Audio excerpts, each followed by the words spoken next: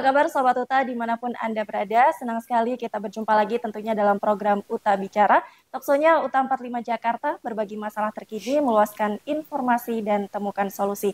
Senang sekali hari ini kita akan membahas masalah yang memang menjadi perbincangan di publik.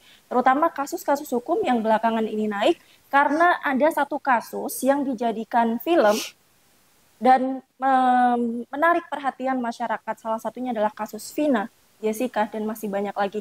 Untuk membahas hal tersebut sudah hadir narasumber saya hari ini, Bapak Dr. Rudiono Darsono.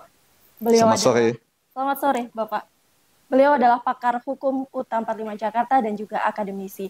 Kita akan membahas secara lebih detail tentang kasus-kasus yang saat ini terjadi, Pak, dan menjadi perbincangan masyarakat, terutama kasus Vina yang sebenarnya sudah lama, Pak, dari tahun 2016. Begitu juga dengan kasus Jessica. Udah 8 tahun berarti ya? 8 tahun yang lalu. Tetapi baru kembali naik dan dibahas lagi karena ada film. Nah, bagaimana pandangan Bapak atau tanggapan Bapak mengenai hal tersebut? Gini ya, ini permasalahan proses penegakan hukum di rejimnya Pak Jokowi ini mungkin sudah bosan kita bahas ya. Bahwa di rejim Pak Jokowi ini penegakan hukum memang bukan hanya buruk, tapi memang sudah rusak. Baik. Masalah utama adanya satu kerusakan moral kepada oknum pimpinan. Ya. Itu ya, jadi perdagangan hukum, ya jual beli hukum, jual beli kewenangan dan kekuasaan, permainan dengan para mafia hukum dan mafia tanah. Ya, ini yang semua ini menjadi besar dan menjadi heboh sampai saat ini tanpa bisa ditanggulangi. Karena memang Jokowi bukan kita bilang dia tidak mampu ya. Memang dia tidak mengerti masalah di bidang hukum ini. Tapi masalahnya bukan hanya tidak mau mengerti, tidak pernah mau mendengar juga. Bahwa kerusakan hukum kita ini sudah begitu gawatnya ya. Ya, kalau saya bilang begitu gawatnya sampai sekarang ini, saat ini kan kasus hantu pun menuntut keadilan kan. Ya, jadi bukan cuma rakyat Indonesia lagi, bukan manusia lagi, tapi di rejimnya Pak Jokowi ini hantu pun menuntut keadilan kan. Ini kan satu yang fenomena udah nggak masuk akal sehat lagi ya. Ini yang harus dicermati lah ya. Jadi hampir 10 tahun rejim Jokowi ini memang begitu banyak dinamika hukum yang cukup menyakitkan bangsa ini. Ya, jadi permainan hukum, menjual beli hukum, semua segala macam itu udah tidak ada lagi rasa kemanusiaan di sana. Saya sampaikan apa adanya di sini ya. Penegakan hukum hari ini bukan hanya lagi tidak memakai akal sehat, tapi tidak ada lagi rasa kemanusiaan di sana. Kalau saya ingat-ingat nih, Indonesia penerapan hukum hari ini seperti di Cina sebelum tahun 97 mungkin ya. Ya, di mana Cina itu masih dalam kondisi sangat tertutup waktu itu kan. Ya, kita orang luar nggak bisa tahu apa-apa cuman. Semuanya serba apa keputusan penguasa ya itulah yang berjalan ya. Ini nggak beda dengan kondisi Indonesia hari ini lah. Ya. Berkaca dari kasus-kasus yang seperti ini, Pak, Vina, Jessica, dan lain sebagainya mungkin yang belum ter-up di media atau di publik. Berarti ada indikasi bahwasannya sebenarnya ini ada permainan dari oknum petinggi hukum. 100%. Kalau dikatakan seperti itu, saya dapat simpulkan bahwa dugaan tentang permainan ya, baik itu penyalahgunaan kewenangan, ya, jual beli kasusnya Jessica Wongso itu kan, saya hampir meyakini atau bisa dikatakan saya meyakini itu ada bukan hanya permainan tapi perdagangan hukum di sana. Baik. Ya, karena nggak mungkin secara hukum positif itu dengan satu alat bukti pengakuan dan keyakinan hakim ditambah keyakinan hakim tanpa alat bukti kedua itu bisa ada satu keputusan yang menjatuhkan hukuman. Apakah hukuman sampai begitu berat kan? ya hukuman seumur hidup atau apa itu kan nggak masuk akal gitu kan.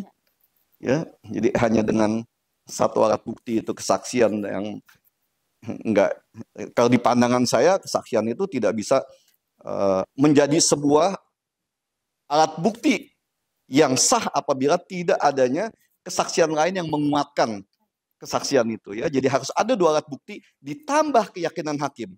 Jadi keyakinan hakim itu hanya menambah, bukan sebuah alat bukti di situ.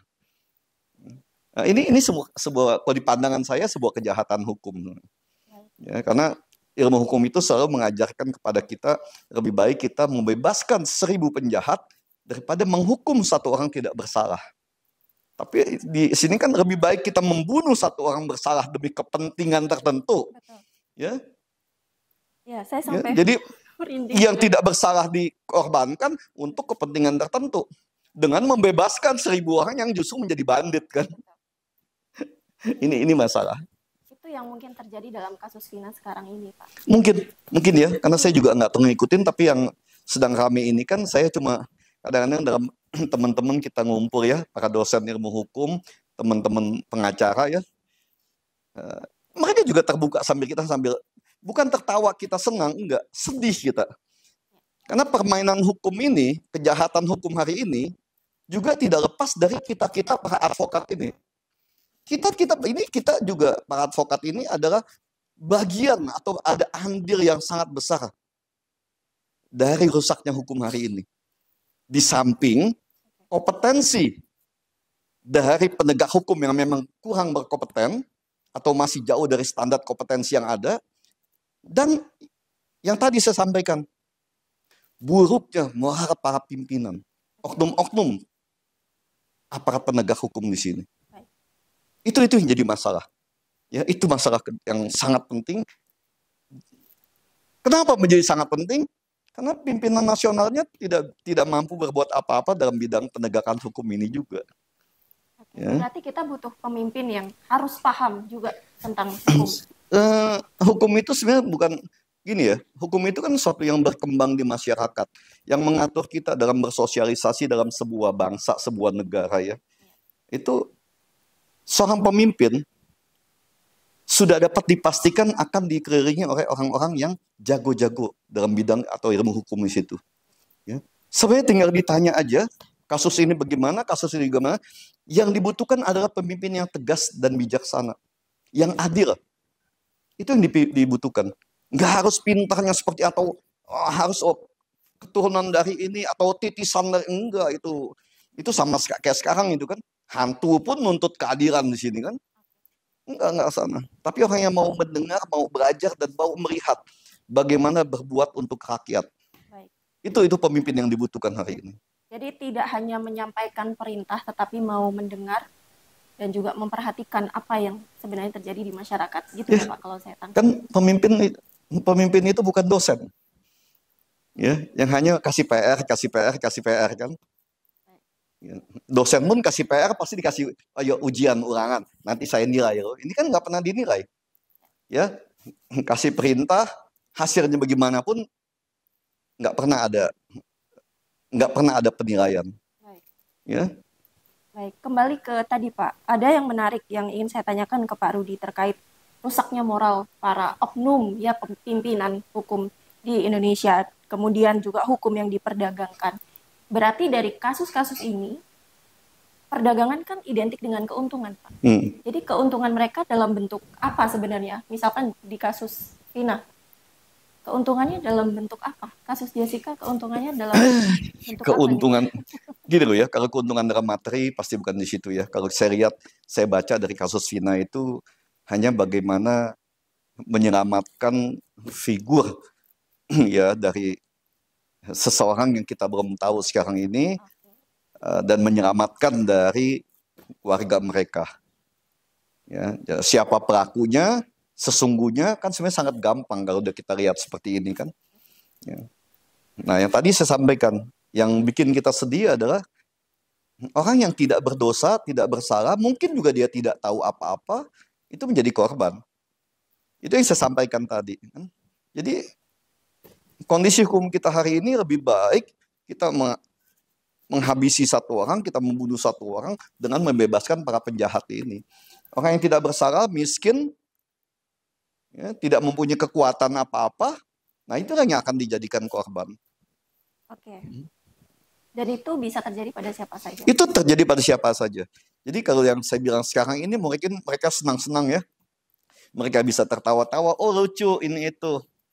Ya, atau mereka yang kali ini dibayar untuk membungkam kelompok-kelompok yang ingin keterbukaan kasus itu pada hari ini, sangat mungkin pada satu saat nanti, dengan kekuasaan yang terus, dinamika kekuasaan yang berubah-ubah, sangat mungkin akan kena kepada orang-orang dekat mereka. Mungkin mereka juga yang akan kena secara langsung. Ya, jadi kalau sekarang mereka bisa tertawa, mungkin ke depan mereka akan bisa menangis lebih daripada yang sekarang ditangisi oleh keluarganya Vina atau Eki itu kan. Baik, jadi hukum tabur tuai tetap berlaku. Pasti tabur tuai karma itu harus dibayar tunai pada waktunya. Ya. Baik.